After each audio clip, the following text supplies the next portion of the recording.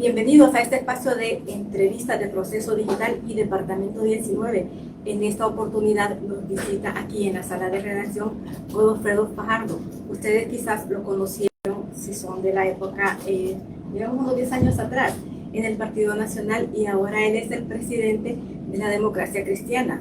Nos va a comentar cómo fue su proceso para llegar hasta acá y cómo se desarrollaron las elecciones que por primera vez este partido tuvo a la par de los partidos tradicionales. Bienvenido a Proceso Digital. Gracias, muy amable, agradezco mucho esta invitación y estamos aquí pues anuentes a cualquier interrogante que usted tenga bien realizarnos. Cuéntenos cómo fue esta transición, porque su cara en la capital, o para los que vivimos en la capital desde hace algún tiempo, la identificamos. Sí. Pero hasta ahorita ya con este color del partido político. Pues mire, en realidad yo tengo aproximadamente 5 años y medio, 6, de militar actualmente en la Democracia Cristiana de Honduras. Antes, 35 años atrás, milité en el Partido Nacional. Quizás por eso usted me recuerda más en el partido del Partido Nacional que ahora en la ADC. Nosotros nos salimos del Partido Nacional cuando se dio una época ahí de bastantes señalamientos de corrupción, de vínculos con el narcotráfico. Luego integramos otro movimiento que era del expresidente Porfirio Lobo Sosa, y él se fue a la ADC con un grupo de nacionalistas que estábamos en contra de la forma de gobernar de Juan Orlando Hernández Alvarado, de los señalamientos de corrupción y de los señalamientos de narcotráfico. Entonces caímos ahí en la ADC. Prácticamente todos regresaron al Partido Nacional, pero yo me quedé. Estábamos como a 3 meses de las elecciones, entonces yo dije, nos vamos a probar como candidato a la alcaldía, porque yo era el candidato a alcalde de la ADC. Entonces mis dirigentes, mis amigos, coordinadores me dijeron, Godofredo, probémonos, a ver si usted gana esta alcaldía. Porque uno se mete a veces a los proyectos políticos con gran optimismo, ¿no? Pensando en ganar. Entonces la gente me decía, probémonos ya que estamos aquí. Entonces nos quedamos en la ADC para participar en las elecciones generales. Y pues desde ahí me quedé en la ADC. No gané la alcaldía, quedé de regidor y pues he continuado la militancia dentro de la Democracia Cristiana. Y hubo gente que tuvo ese arrastre, porque usted ya tenía en sus bases gente que lo seguía y que lo identificaba. Sí, realmente yo esperaba sacar muchos más votos, porque como el Partido Nacional cuando competía para diputados sacaba como 100,000 votos. Entonces yo decía que saqué la mitad, decía yo. Si no ganó la alcaldía, entonces ganó quedador regiduría. Y qué diablos, no fue así. Porque una cosa es estar en el Partido Nacional y que esos votos son de la institución política, que es un voto duro. A uno pasarse a otro voto, ahí uno se da cuenta realmente cuánta aceptación y cuántos votos uno tiene. Y solo saqué aproximadamente 10,000 votos. Pero siempre se dio un problema en el Partido Liberal y entonces yo logré ser el regidor número 10 de la corporación municipal. ¿Significa que hubo gente que sí resintió su salida? ¿Siente que No, pasó algo así? no, porque yo era, digamos, un dirigente de barrios y colonias. Yo nunca fui una figura renombrada o así como dicen importante o que está en la toma de decisiones del Partido Nacional. Yo era como un activista más, nada más que siempre anduve cerca de los candidatos presidenciales. Entonces logré algunos cargos de cierta relevancia en el gobierno, porque también llegué a ser viceministro de Deportes, secretario adjunto de la alcaldía, y pues eso fueron cargos que pues lo logré alcanzar, pero no estando en las cúpulas de los partidos. Por eso nadie resintió mi ida ni nada, ni mi salida. Creo que ni me fijaron. Hasta ahora, que soy presidente de la ADC, que después ni no era cachuteco. Pero hasta ahora sí. Sí, porque en la ADC sí me hice un poco importante, digamos, ¿verdad? Porque, bueno, había sido el candidato a alcalde, lo cual nunca hubiera podido lograrlo en el Partido Nacional. Y fui regidor y tampoco hubiera podido hacerlo desde el Partido Nacional. Lo logré en la ADC. Y no, digamos, presidir un partido. ¿Cuándo yo iba a poder presidir el Partido Nacional? Jamás, nunca. Pero en la ADC, pues se dieron los espacios, las oportunidades, y también que Dios sabe cuál es el propósito que tiene con las personas, y solo Él sabe el destino del hombre, y aquí está. Cuéntenos de esa experiencia, porque por primera vez la Democracia Cristiana hizo un proceso electoral a la par de los partidos tradicionales, que son los que se toman las internas, que son los que participan en las internas. Nosotros no participamos en elecciones primarias para elegir cargos de elección popular, o sea, presidente, corporaciones municipales y diputados, pero sí participamos en elecciones internas, que son las que se desarrollan para elegir autoridades de partido. Ya hace tiempo no había hecho la ADC, porque no fue la primera vez que las hizo. Hubo un tiempo que hizo unas allá por la década de los 80, intentó hacer unas, ¿verdad? Pero no salieron tan bien y no salió eso tan destacado. Por eso quizás usted no lo recuerde y nadie lo recuerda. Pero esta vez sí, porque en el 2021 el Consejo Electoral ordenó que los estatutos de cada partido se homologaran a la ley electoral. Entonces, al homologar el estatuto del partido, ya se consideraba para elegir autoridades partidarias la elección interna, siempre y cuando hubieran dos movimientos en pugna, lo cual se dio en la ADC. Había el movimiento, creo que se llamaba Todos por el Cambio, de Angélica Martí, y Unidad y Cambio de su servidor. Entonces, al haber dos planillas, se tenían que hacer elecciones internas. Si solo hubiera ido una, entonces nos hubiéramos remitido a otro artículo del estatuto para realizar plenos, que ha sido la modalidad de los últimos años en que la ADC elegía sus autoridades. Primero plenos locales, municipales, departamentales, finalmente un pleno nacional donde elegían el nuevo directorio nacional. Pero como habían dos movimientos en pugna, no fuimos internos.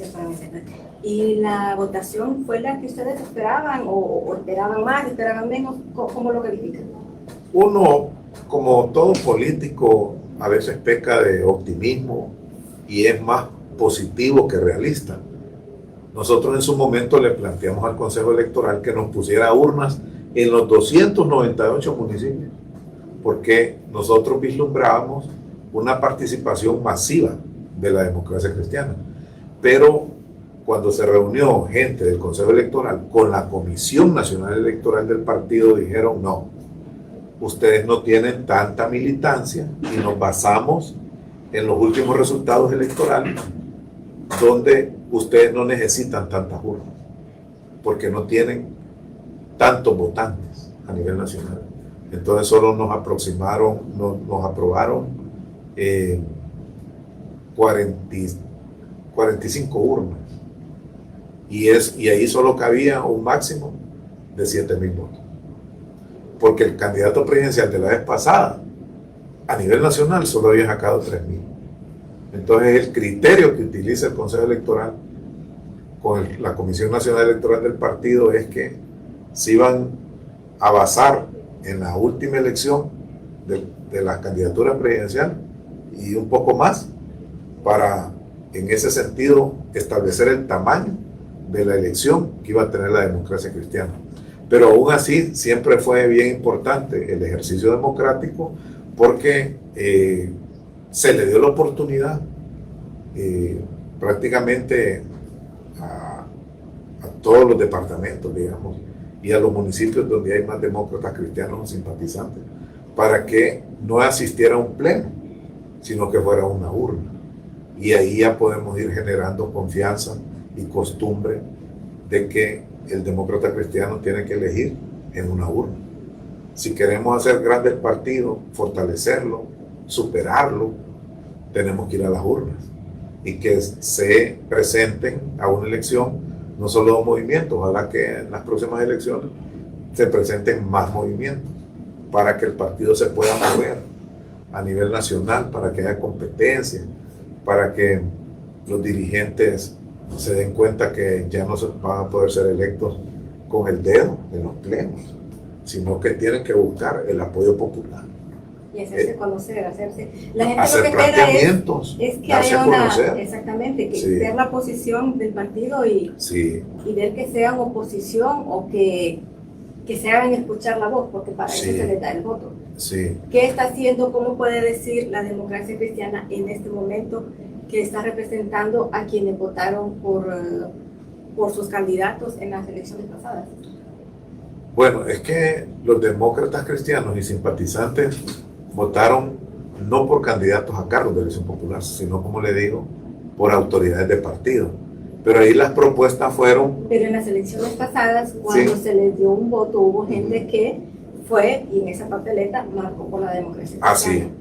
Y con buen suceso, porque en las elecciones pasadas se ganaron 3 alcaldías. Se ganaron casi 31 regidores y se ganó un diputado al Congreso de la República. O sea, la ADC sigue siendo un partido reconocido por el pueblo hondureño y que mucho elector cruza su voto, especialmente a nivel de diputados y de alcaldías. Por ejemplo, en el municipio de Francisco Morazán, que se llama Nueva Armenia, ahí la ADC hubo un tiempo que ganó 4 procesos electorales de manera consecutiva, con el exalcalde, que en paz descanse, Francisco Roberto López. También ganó la alcaldía también con Eduardo Andino, pero lamentablemente él se fue para el Partido Liberal, porque ese ha sido un talón de Aquiles bien tremendo que tiene el partido, de que mucha gente llega con la DC y ya cuando está en el cargo se va con los partidos tradicionales o con el partido de gobierno. Así se fue el alcalde de San Isidro, el de Apasilagua y el de Nueva Armenia. Esas 3 alcaldías que ganaron se fueron. Unos regresaron al Partido Nacional porque tenían una militancia ahí y otros se fueron con el partido del gobierno. El diputado corrió otra suerte lamentable, que lo expulsaron. Entonces esas son las cosas que estamos tratando nosotros de corregir, que la gente del partido, nuestros simpatizantes, nuestra militancia, tenga un sentido más profundo de pertenencia al partido, un amor más sincero, más genuino, y que esté en el partido en las buenas y en las malas, no que tienda a pasarse a otros partidos. Solo utilizarlo como trampolín. Solo como trampolín. Estamos trabajando mucho en cursos, seminarios, para enseñar a los jóvenes, a la militancia, los grandes valores y principios que tiene la democracia cristiana, que basa su ideología en encíclicas papales, en la doctrina social de la Iglesia. La mejor doctrina que existe en los partidos políticos la tiene la democracia cristiana en Honduras, pero eso hay que darlo a conocer. Y ahora ya tenemos militantes con mayor apego, con mayor arraigo. Ya hay muchas dirigencias en barrios y colonias con gente que dice ser demócrata cristiano y ya le maneja alguna doctrina, alguna ideología, y eso le da un vínculo más fuerte con el partido y no fácilmente se van a ir a otro partido como ha venido sucediendo años atrás, ¿verdad? Que se van, solo llegan, se aprovechan del partido, no le dejan nada al partido y se van. Vamos a ponerle un punto final a esto, Dios mediante. Actividades que tienen programadas en los próximos días, podríamos decir en las próximas horas, porque pues se cumplen 50 años de la masacre de los Orcones y me comentaba usted, me consultaba el fin de semana que tiene preparada la democracia cristiana para conmemorar esta fecha. Vamos a hacer un minuto de silencio a nivel nacional, comenzando en la sede de la democracia cristiana, porque este es un hito histórico que ha quedado en la memoria de los demócratas cristianos, sobre todo lo más antiguo y sobre todo el ala, porque la democracia cristiana tiene un ala bastante conservador y una ala progresista. Entonces, pero aquí todos confluyen, porque como ese fue un hecho que marcó de alguna manera digamos, el espíritu de la democracia cristiana, porque en en esa finca Los Horcones, ahí en 1975, pues ahí mataron líderes religiosos, grupos campesinos y también demócratas cristianos que en ese tiempo venían naciendo como un movimiento social cristiano campesino. El partido fue fundado en el 68, pero tenía fuertes vínculos con los grupos campesinos, con la Iglesia Católica también, cuando estaban profesando la teología de la liberación, que era la doctrina desde una perspectiva del oprimido, del pobre, del desplazado, del que no tenía tierra para trabajar, y que todo eso coincidía con los principios de la democracia cristiana de justicia social. Entonces, por eso todos ellos andaban en eso, en el marco de la reforma agraria, de buscar tierras para el que las trabaja, para el campesino, y se dio esta matanza. Y como habían líderes, bueno, ahí murió el papá de un gran símbolo de la democracia cristiana, que en paz descanse también, don Lucas Aguilera. Ahí murió el papá. Entonces, esto le da una connotación enorme a la matanza de los Horcones, y no pasa desapercibida ningún año para la democracia cristiana. Levantar la voz sigue siendo una lucha para grupos, para instituciones, para quienes están en la oposición.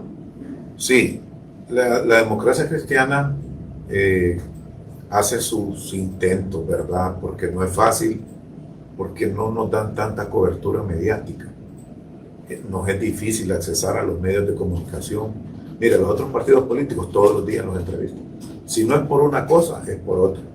Nosotros planteemos lo que planteemos. Digamos, la democracia cristiana, a través del candidato Chano Rivera, está planteando que el Consejo Nacional Anticorrupción se convierta en la Sisi Catracha, ya que la Sisi que planteó el partido en el poder nunca la trajeron, nunca hubo voluntad política, nunca se dieron los pasos para traer la Sisi, y fue una promesa de campaña de las más principales que tuvo Libre, pero nunca la trajeron. Entonces la DC plantea algo de ejecución inmediata, que es que el CNA, con una mujer valiente, preparada, que conoce el campo, que tiene equipos heterogéneos de buenos profesionales como Gabriela Castellano, se le envista a ella de todas las facultades para hacer una persecución política también. Persecución penal le llaman, disculpe, y poder hacer investigaciones, hacer requerimientos fiscales. Mire que esta es una gran propuesta. Ningún partido político tradicional lo ha hecho. Todos están patinando en eso de que viene la Sisi, que no viene, que mañana, que pasado. Nunca vino la Sisi. La DC, una propuesta firme y concreta. CNA, Sisi Catracha. Y con Gabriela Castellanos, que tiene una gran credibilidad en esto del combate a la corrupción. Si hubiera voluntad política, este tema ya lo hubieran recogido en el Congreso, toman las decisiones que hay que tomar, y ya la corrupción podría ser perseguida penalmente ya a partir de la otra semana. Porque cuando algo se quiere, se puede, y se ponen de acuerdo. Mire que es el Congreso, cuando es del bono del pescado, ahí se ponen de acuerdo rapidito. El bono navideño se ponen de acuerdo. Los salarios exagerados se ponen de acuerdo también. Cuando se gastan 10 millones en atenciones de francachelas, grandes vinos y grandes comilonas que se dan para los diputados, 100 millones al año. Para todo se ponen de acuerdo, menos para lo que beneficia al pueblo. Entonces nosotros sí somos una voz de oposición, y de oposición con sentido, edificante, patriótica, con soluciones inmediatas, que vemos el mal y el remedio al mismo tiempo, pero no nos cubren. Pues yo por esto estoy agradecido que nos hayan invitado hoy aquí. ¿Cómo ve el papel, precisamente, que habla de cómo la oposición en algunas cosas sí se ponen de acuerdo? ¿Cómo lo califica? ¿Cómo verlo?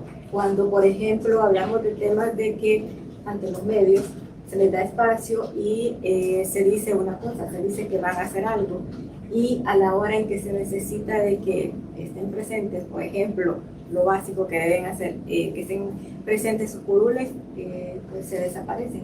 ¿Cómo califica el papel de la oposición en la actualidad? Es un poco tibia y timorata, a pesar que estamos en el año político. Por eso es que sí vemos algunos atisbos ahí de oposición, de señalamiento, de crítica.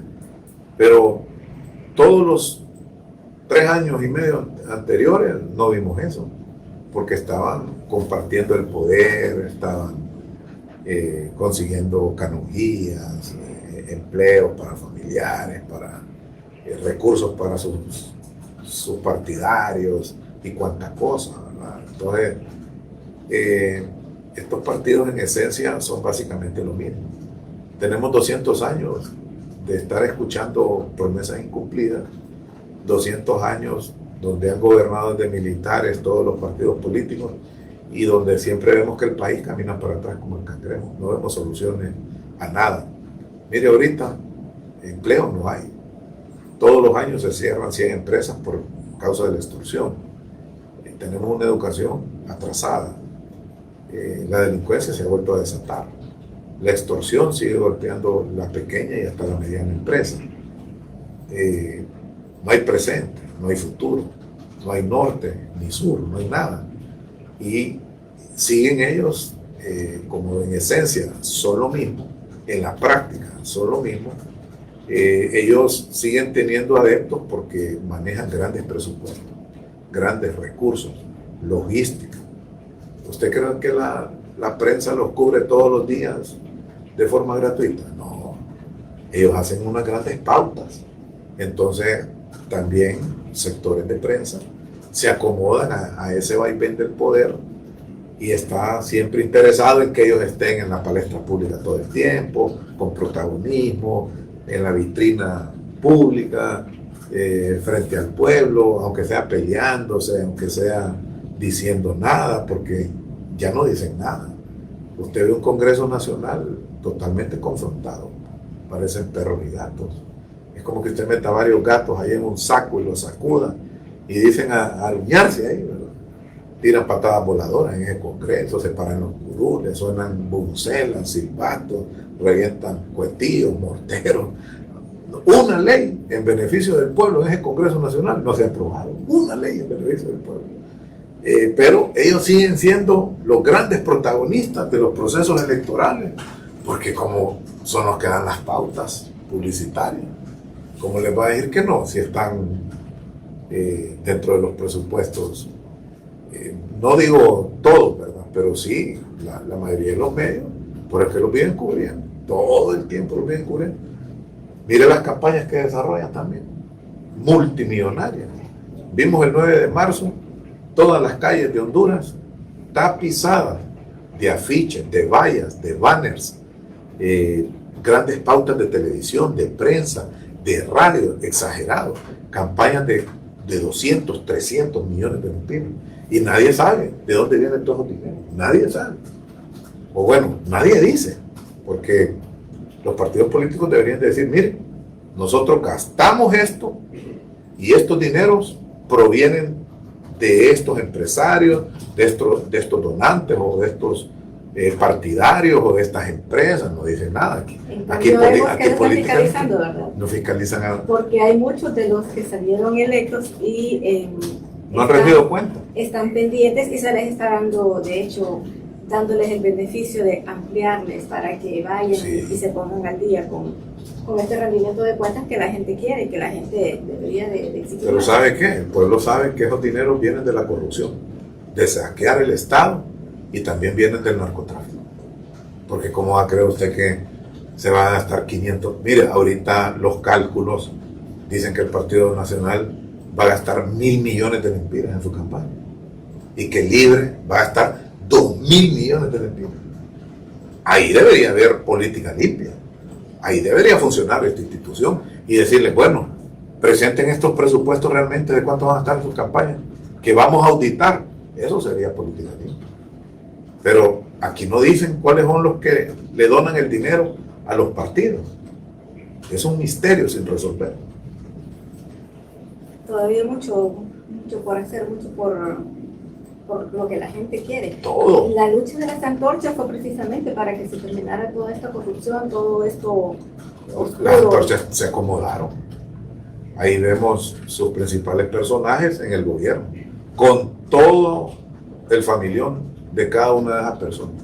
El familión que usted ve en casa de gobierno, lo ve a todos los niveles de la institucionalidad pública en este país. Un ministro tiene toda su parentela. Un jefe personal tiene un montón de parentela. Los diputados, un diputado gana, no sé cuánto es que gana Harry Dixon, y la esposa no sé cuánto es que gana en Arza, no sé dónde es que está. Solo por darles un ejemplo. Y así en toda la administración pública. Esto es de lo que sabemos, y de lo que no sabemos, que es la mayoría, ni digamos. Toda esta gente nos mintió. Por el que libre va para afuera. ¿Cómo ve estas campañas que realiza la mandataria de los hondureños a favor de la candidata de su partido? Hemos visto, por ejemplo, que en las obras que va a inaugurar siempre dedica un espacio para decirle a la gente que vote por ella. Aprovecha estos espacios que son pues para inaugurar obras que no deberían tener nada que ver con política, para pedir el voto por la candidata oficialista. También preocupados. Por eso se agarran de donde sea para promover las candidaturas del partido en el poder. Ellos saben que en las encuestas están en el fondo, están de último, no llegan pero ni a 20 puntos. Entonces esto los preocupa y los desespera y hace de que utilicen todo el gobierno para promover la candidata presidencial, y no solo a ella, también a los candidatos a corporaciones municipales, a diputados, a diputadas. Están saqueando las oficinas públicas, el gobierno, para poder financiar ese montón de campañas que andan desarrollando, y también se andan preparando económicamente, están guardando dinero para la campaña que se avecina. Por eso es que tienen un presupuesto de 2.000 millones de lempiras para hacer campaña. Y eso lo van a utilizar para comprar votos, comprar mesas electorales, para sobornar gente, para tener candelita y felices de la vida a los militares, para tener a todos los medios arrodillados, porque aquí lo que se avecina es un enorme fraude. Y eso, no sé por qué los medios no dicen, ¿no? Porque cuando uno platica con el pueblo dice, no, esta gente solo con fraude gana. Todo el mundo dice que están preparando un fraude. No sé por qué los medios no empiezan a investigar cuál va a ser esa metodología del gran fraude, porque es la única manera que se puedan quedar en el gobierno los señores de libre. O si no, pues con una constituyente. Son de las dos formas, pero con la voluntad ciudadana, con el amor del pueblo expresado en una urna, jamás. Bueno, usted menciona que por qué los medios no investigan, pero cuando periodistas sacan reportes, cuando hacen investigaciones, las Fuerzas Armadas viene y tira portadas que dice que... Amenazante. Amenazante, bastante sí. Amenazante. Entonces, que ese no es el papel de los periodistas que tratan de investigar. Sí. Nos encontramos nosotros con ese obstáculo. Eso no es un reto, es un obstáculo para poder ejercer el periodismo en el país. Mire, yo como presidente de la Democracia Cristiana de Honduras ordené hace un mes a un grupo de compañeros y compañeras profesionales de más alto nivel que hicieran un proyecto para eliminar las Fuerzas Armadas. Para eliminar las Fuerzas Armadas. Porque amenazan la democracia y son pieza clave para el narcotráfico en este país. Por todos los puntos ciegos, fronterizos, son los militares los que están ahí cuidando. Y no es que están cuidando, ellos se coluden con el crimen organizado para que pase todo el trasiego de drogas hacia Estados Unidos. Mientras estén los militares cuidando esa frontera, nunca se va a acabar el tráfico de drogas en este país. Creo que ahí los gringos se han quedado cortos. Ellos deberían ser los primeros llamados a cuidar las zonas fronterizas de todo Centroamérica. Si quieren realmente evitar ese paso de drogas, tienen que agarrarlos las fuerzas norteamericanas y cuidar ellos los puntos fronterizos, porque es la única manera que detengan eso. Porque si están los militares, ahí ellos se van a hacer cómplices. El que llegue se va a hacer cómplice de grupos criminales. Y los que amenazan la democracia en este país, ¿quiénes son? No los civiles, son los mismos militares. Y hoy se esconden menos y son altisonantes, vociferantes, amenazantes. Y ya ve lo que usted me está contando. Entonces, ya es momento que desaparezcan las Fuerzas Armadas y que nosotros funcionemos como Costa Rica.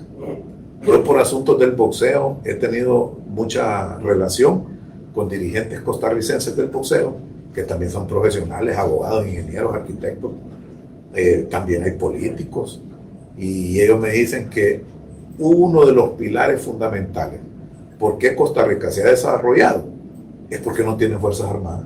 No se requieren para poder No, mire lo que me dijeron. sostenerse un país, para poder salir adelante. Nada de eso, mire, me dicen los ticos. Mira, me dice, así como hablan ellos, ¿no? Me dice, Costa Rica se logró desarrollar porque nunca ha tenido Fuerzas Armadas. Con no tener Fuerzas Armadas, ahí nosotros, dicen, nos evitamos, nos ahorramos ese gigantesco presupuesto que consumen estos militares hasta el día que se mueran. Porque cuando se retiran de coroneles, de generales, también el Estado les sigue pagando una pensión hasta que se mueran. O sea que esa carga va a estar permanente en el lomo del pueblo hondureño, porque desde que son cadetes y todo, les dan la comida, la dormida, el vestuario, toda la preparación, les dan un salario y ahí van ascendiendo, dándoles más salario, más salario, más salario. Aquí no hay guerras, o sea que ellos solo se dedican a estar haciendo maniobras militares, ejercicios y cuestiones ahí que no nos llevan a nada, y pues van ascendiendo cuando se retiran con una gran pensión, y eso carga y sobrecarga el presupuesto nacional, lo sobrecarga. Entonces dicen los ticos, nosotros no tenemos ese presupuesto, y lo otro es que tenemos una estabilidad política, dice, porque nadie amenaza nuestra democracia. Y por eso los europeos, Godofredo, me dicen, en vez de ir a invertir a Honduras, o a Nicaragua, ni quiera Dios, dice, y El Salvador, se viene a Costa Rica. Dice. Aquí el capital extranjero, dice, todos los meses viene, me dice, todos los meses. Y ellos dicen que es porque no tienen Fuerzas Armadas. Entonces el empresario internacional dice, ahí no hay problemas de golpes de Estado, de delincuencia, de tráfico de drogas, porque también aquí no podemos llamarnos al engaño, hombre. Los que hacen el sicariato son gente vinculada a la policía, a las Fuerzas Armadas, porque es gente que sabe disparar, es gente entrenada para eso. Entonces, mientras tengamos estos milicos ahí, este país nunca se va a poder desarrollar. ¿Se imagina cuántas escuelas, hospitales, universidades, tanta infraestructura que podríamos hacer con ese presupuesto que consumen las Fuerzas Armadas? Y nos estaríamos librando también de que ellos estén manoseando los procesos electorales, amenazando la democracia. Si se da un fraude en estas próximas elecciones, va a haber alguien que piense, que reflexione eso, ¿verdad? Un hechor intelectual. Pero los hechores materiales van a ser ellos, porque van a quedar las armadas. Los ejecutores. Sí. Nos está acompañando en esta entrevista Godofredo Fajardo. Él es el presidente de la Democracia Cristiana. Y ya para ir concluyendo con este espacio, Godofredo, ¿qué ha pasado con algunos personajes de este partido que no los hemos vuelto a ver? Hay líderes que en el pasado eran muy visibles, como Arturo Corrales, por ejemplo, y ya no hemos vuelto a saber nada de ellos. Mire, yo tengo casi 6 años en la Democracia Cristiana de Honduras y nunca lo he visto en las instalaciones de la DC.